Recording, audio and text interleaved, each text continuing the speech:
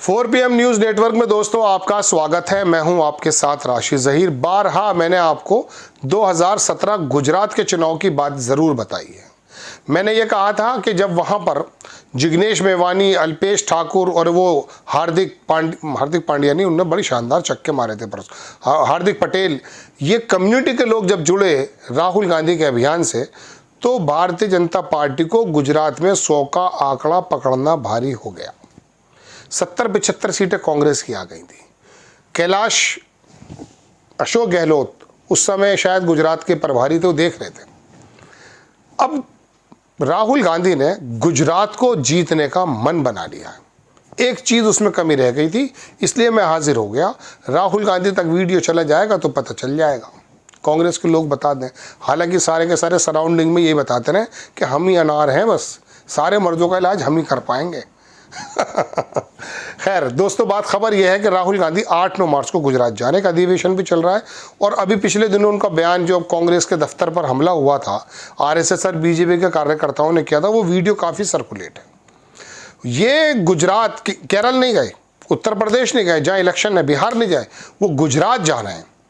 इसका मतलब यह है कि गुजरात के अंदर जो इस समय वो अपनी सलाहियतों को, अपने पूरे नेटवर्क को मोबिलाइज करना चाहते हैं, तो वो दरअसल मोदी जी के गढ़ में रहकर, अडानी और अंबानी के गढ़ में रहकर, आरएसएस के भी गढ़ को मान लीजिए, हालांकि मध्य प्रदेश वगैरह था, उसके गढ़ में रहकर राहुल गांधी ये दिखाना चाहते हैं कि देखिए अब गुजरात ही सबसे पहले आपसे छीना जाएगा।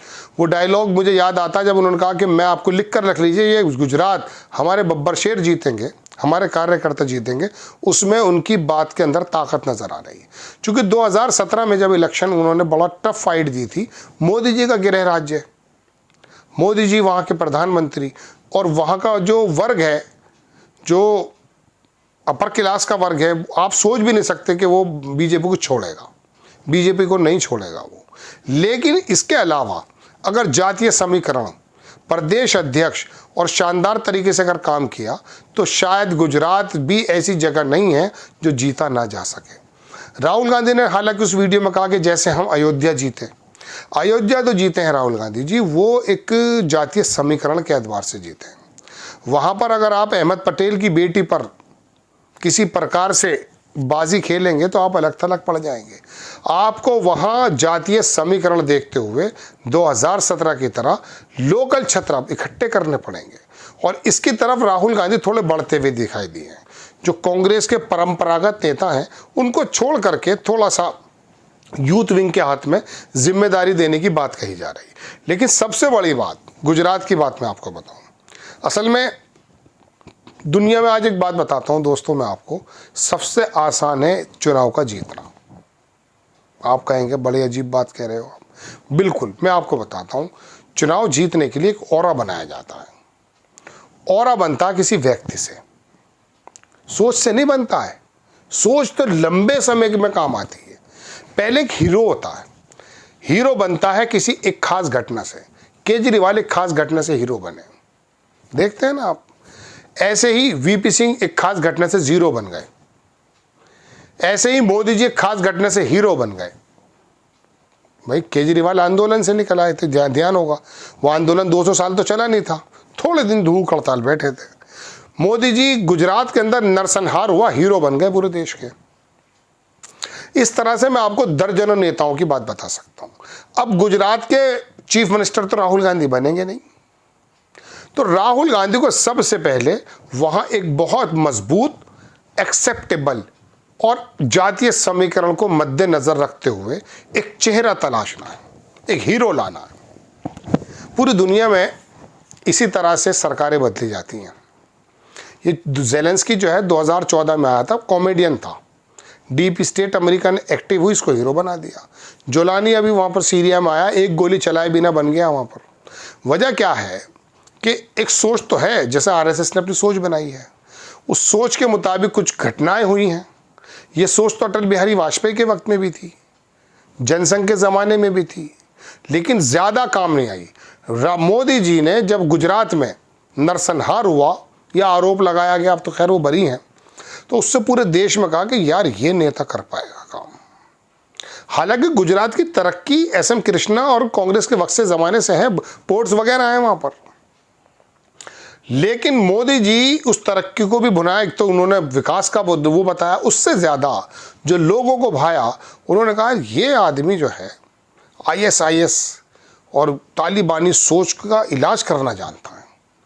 और कोई कहता 1000, कोई कहता 2000 सांसद मार दिए गए साहब, महिलाओं के पेट से बच्चे निकालकर तलवारों पर लहरा दिए गए साहब, गर्भवती महिलाओं के साथ दुष्कर्म कर दिया गया साहब, गर्भवती महिला के साथ दुष्कर्म करते हुए उसके दूसरे बच्चे का सर पटक करके दीवार में मार दिया गया।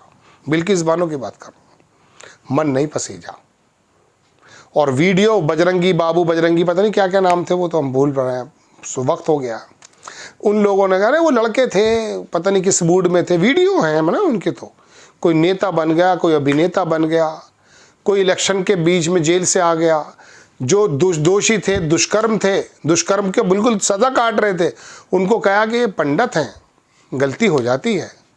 जब समाज ऐसे जानवरों को एक्सेप्ट करने लगेगा तो आप समझ लीजिए खाली दुष्कर्मी वो नहीं थे, वो पूरा समाज है जो ऐसे दुष्कर्मियों को एक्सेप्ट करके अपना हीरो बना रहा है।